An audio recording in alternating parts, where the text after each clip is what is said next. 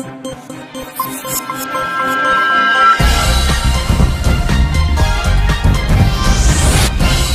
देख रहे हैं A9 न्यूज, पल पल की खबर। आज दिनांक 30 सितंबर 2025 को श्री राम कथा मंचन समिति लाजपत नगर मुरादाबाद के तत्वाधान में लाजपत नगर रामलीला मैदान के भव्य रंगमंच पर स्वामी नंदकिशोर शर्मा के कुशल निर्देशन में श्री ब्रजधाम रामकृष्ण लीला संस्थान वृंदावन के कलाकारों द्वारा नवीन प्रसंग, आकर्षक दृश्यों एवं सुमधुर संगीत सहित मनमोहक मंचन किया गया। आज की लीला में रावण का दरबार लगा है। वह अपने मंत्रियों के साथ किस प्रकार युद्ध जीता जाए विचार कर रहा है।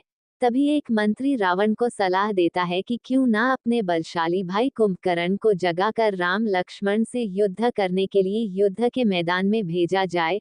लंकापति रावण को ये बात प्रिय लगती है और वो कुंभकर्ण को जगाने का आदेश देते हैं।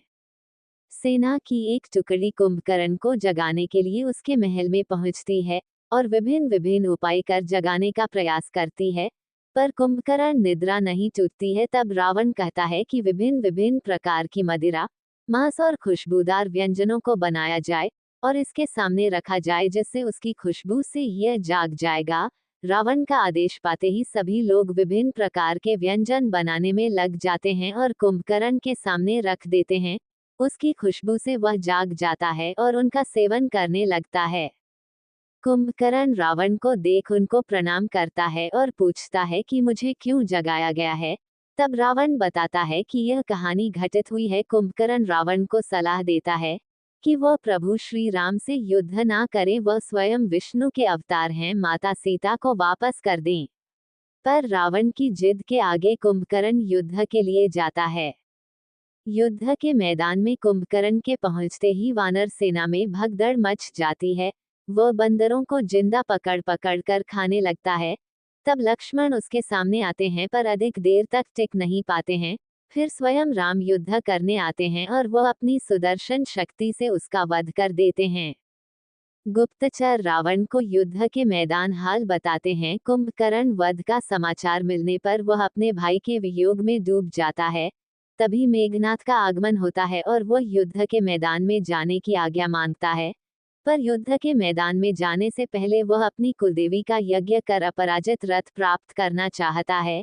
ये बात राम लक्ष्मण को ज्ञात होती है तो विभीषण के साथ लक्ष्मण, हनुमान, अंगद और सेना लंका में प्रवेश कर यज्ञ को भंग कर मेघनाथ का वध कर देते हैं।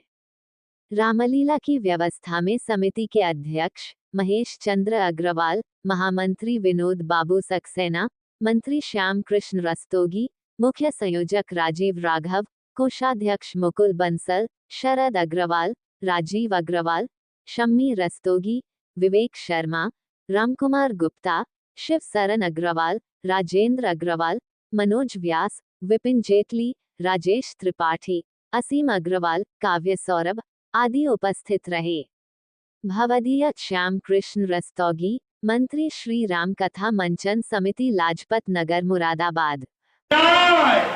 देवाय दिगंबराय तस्मै नारायणाय नमः शिवाय।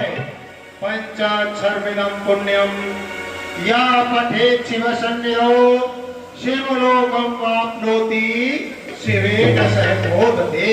ये राष्ट्रगुरु ज्ञानी याके मुख वेदवाणी, सो है भवन में भवानी, सुख संपदा रहा करे। जागे चंद्रमाल लाट सोहे, वासुकी से चार वेदवंती जाके द्वार पाल नंदी, कहे रावण आनंदी, ये नाहक नरहा करे, ये जगत तो फिर वहां यमराज की कहावसाए विपत्ति के बादल छाए हुए। लंका के ऊपर घोर विपत्ति, ऐसा क्या हो गया जो कि हमारी राजधानी अचानक संकट में आ गई। अरे संकट में आने से पहले अब पूरा होगा तो उसी समय इस स्वतंत्र महामंत्री योद्धा को वो संकट यही है। अवध नरेश चक्रवर्ती मानना चाहिए। स्त्री का ये स्वभाव होता है, दूसरी स्त्री को देखकर बिना संवाद किए, बिना वार्तालाप किए उस पर रहा नहीं जाता। बस ऐसा ही विचार करके हमारी बहन शोभ कुमार उसकी भार्या सीता से कुछ संवाद